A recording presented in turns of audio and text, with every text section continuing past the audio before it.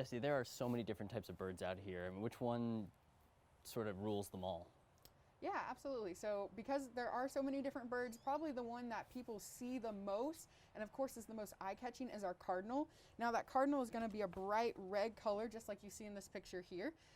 And because of that bright coloration, especially today against the snow, you're going to see those cardinals so well. Am I crazy?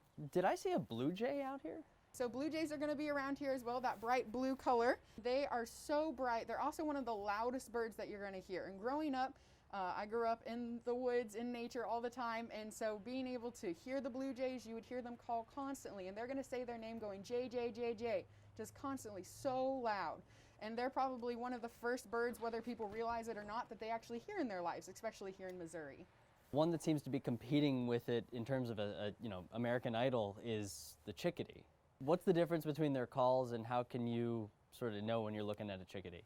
Right, a chickadee is going to be a much smaller bird compared to a cardinal or even a blue jay. And a chickadee, again, is one of those birds that is going to talk pretty loud, like you said. So you can see a picture of a chickadee right here.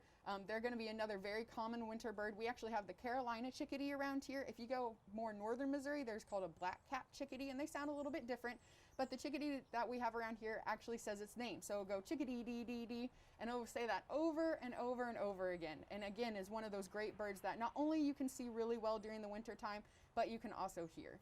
So what do you need to go bird watching? I mean, you can just go for a walk and you can see them, but if you really want to get into this, what sort of supplies do you need? Yeah, that's a great question. So being able to actually get started into bird watching, of course, you can just start with your own set of eyes, go walking just like you said, but a great pair of binoculars is always a good thing, because sometimes those little brown birds, the ones that we like to call sparrows, can be a little harder to see, or if you're trying to look for certain markings of birds or even wing bars or different things to be able to tell birds apart, you always want a good pair of binoculars, and you want some kind of field guide. Now today I brought one of these Sylvie's guides. This is one of my favorite field guides, but there are lots of different field guides that you can actually use to be able to do bird watching, especially when you're new in this whole endeavor. The best thing that you want to do is actually tab, which you can see here. I use this for a college course, so we had to get to our birds really, really quickly. Wow. And sometimes you only see birds for a few seconds. So to be able to flip through and be like, oh, well, I know that's a sparrow of some kind, but I'm not sure what kind of sparrow it is.